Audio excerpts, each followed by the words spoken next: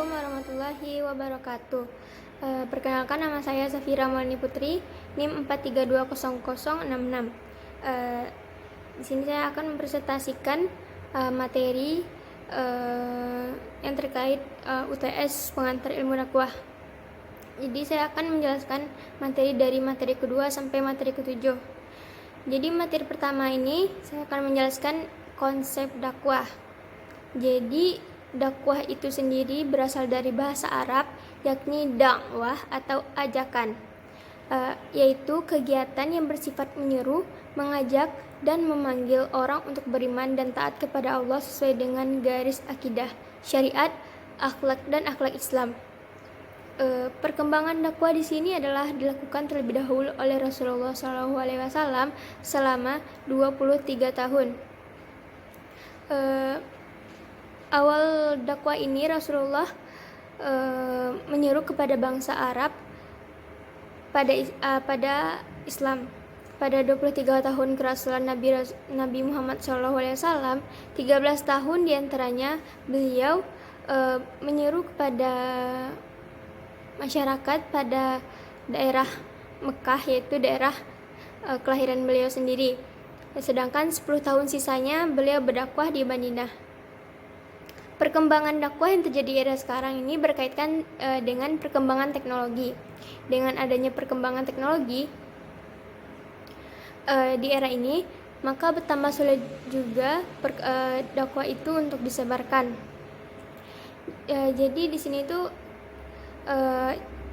bisa saja dakwah itu disebarkan dengan berbagai media seperti media sosial, bahkan media massa pun. Selanjutnya, hukum dakwah. Sebenarnya hukum dakwah itu bagi umat muslim sih, itu tuh adalah kewajiban bagi diri kita sebagai muslim dan muslimah. Sedangkan kewajiban yang bersifat ini harus bersifat taklifi dari Allah SAW kepada umatnya, agar apa yang menjadi tujuan Islam dapat tercapai. Karena sifatnya yang taklifi, maka jelaslah bahwa dasar hukum dakwah pastinya berasal dari sumber utama, yaitu hukum Islam, yakni Al-Quran dan hadis. Dakwah biasanya menjadi fardu ain apabila suatu tempat tidak ada seorang pun yang melakukan dakwah, dan dakwah bisa menjadi fardu kifayah apabila di suatu tempat sudah ada orang yang melakukan dakwah. Dengan demikian,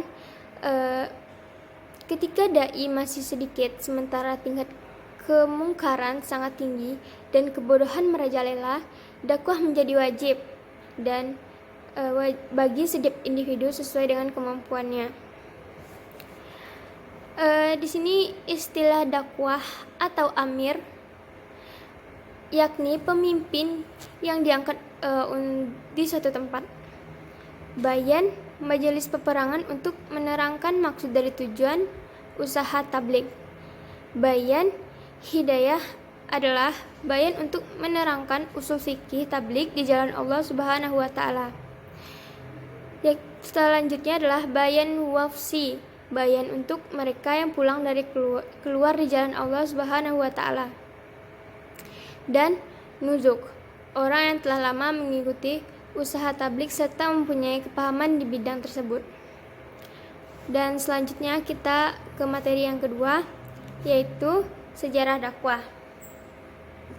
Sejarah dakwah dapat dilihat atau diartikan sebagai peristiwa masa lampau umat manusia dalam upaya mereka menyeru, memanggil, mengajak umat manusia kepada Islam, serta bagaimana reaksi umat diseru. Apakah ada perubahan-perubahan yang terjadi setelah menyeru Islam? Dakwah sebelum Islam. Banyak sekali para nabi yang berdakwah sebelum Islam. Salah satunya ada Nabi Nuh alaihi salam. Dakwah Nabi Nuh dalam Al-Quran diungkap dalam suatu surat lengkap, yaitu dalam surat An-Nuh.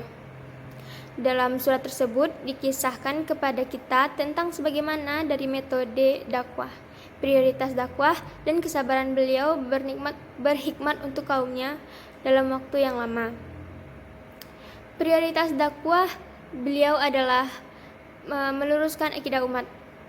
Mayoritas beliau memfokuskan dakwahnya untuk membenahi permasalahan akidah, mengajak umatnya untuk berdakwah kepada Allah dan setia kepadanya.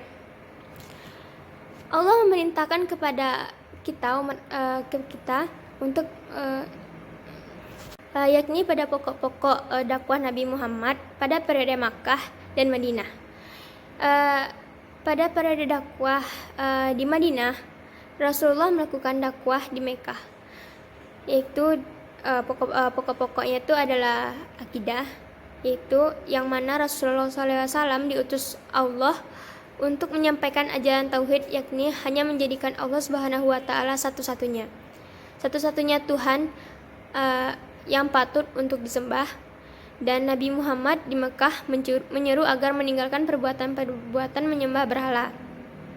Yang kedua, pokok-pokoknya itu disebut akhlak mulia, yakni selain tauhid, maka pokok dakwah Rasulullah adalah akhlak yang mulia, terlihat pada diri beliau sendiri. Di Mekah, Nabi mengajak untuk meningkatkan segala perbuatan kebajikan dan meninggalkan kemungkaran. Dakwah di Madinah, pokok-pokoknya itu antara lain, pertama, menjadikan masjid sebagai pusat kegiatan dan menumbuhkan kecintaan terhadap masjid. Yang kedua, menjadikan masjid sebagai pusat kegiatan dan menumbuhkan kalangan Ansor agar terbentuk ukhuwah dan perasaan satu badan antar sesama muslim. Yang ketiga, meletakkan pondasi terhadap negara Islam dan tata cara pelaksanaannya yang meliputi politik dan sosial. Selanjutnya yang keempat, mengatur cara bermuamalah dengan orang-orang kafir, baik kafir Habsyi dan kafir Zimmi. Lalu materi yang kelima yaitu Mabadi Selanjutnya materi yang kelima yaitu Mabadi al-Asyarah dalam ilmu dakwah. Mabadi al-Asyarah adalah sebuah istilah yang dipakai oleh ilmuwan untuk menjelaskan 10 hal pokok tentang sebuah ilmu yang harus diketahui oleh para penuntutnya.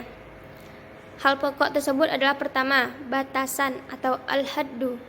Yang kedua, maddu atau objek atau pokok bahasan. Yang ketiga ada nilai guna atau bisa disebut juga ad-samar. Yang keempat, hubungan ilmu, ya bisa disebut juga nisabah.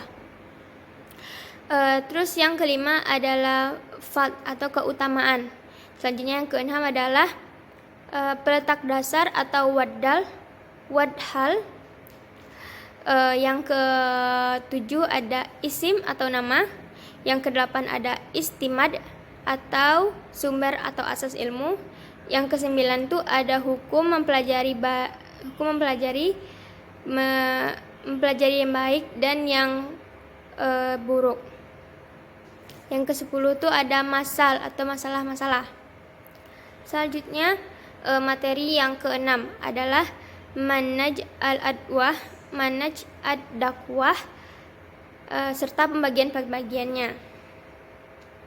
Manhaj ad-dakwah atau juga disebut dengan strategi dakwah merupakan perencanaan yang berisi kegiatan yang didesain untuk mencapai tujuan dakwah.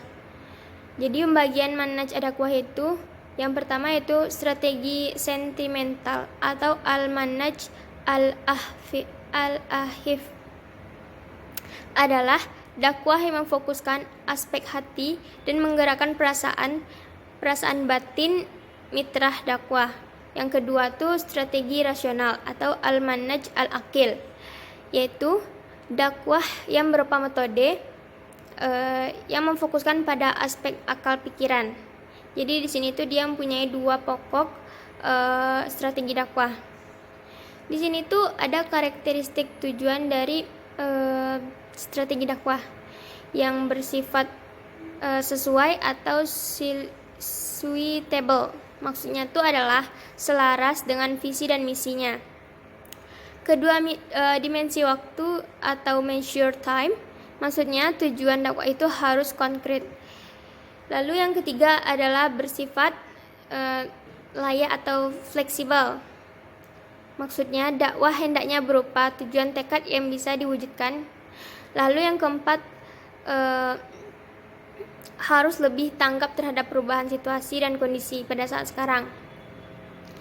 Selanjutnya materi yang ketujuh yaitu uslub ad-dakwah.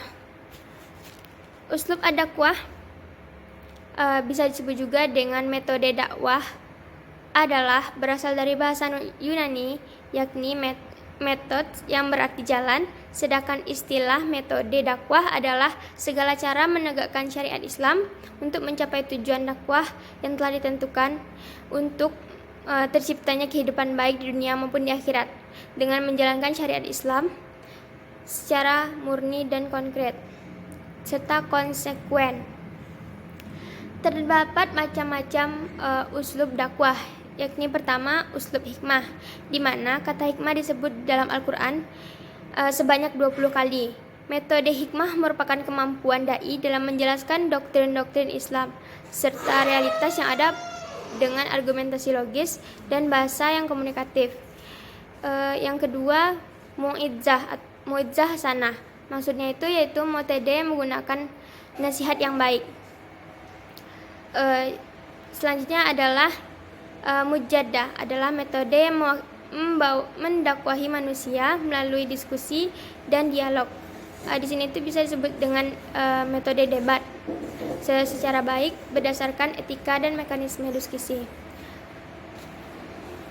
Terakhir yaitu qudwah hasanah, gunanya untuk mengembangkan keteladanan yang baik. Jadi itulah materi-materi dari pertemuan kedua sampai pertemuan ketujuh. Mohon maaf apabila ada kesalahan. Billahi taufik wal hidayah. Assalamualaikum warahmatullahi wabarakatuh.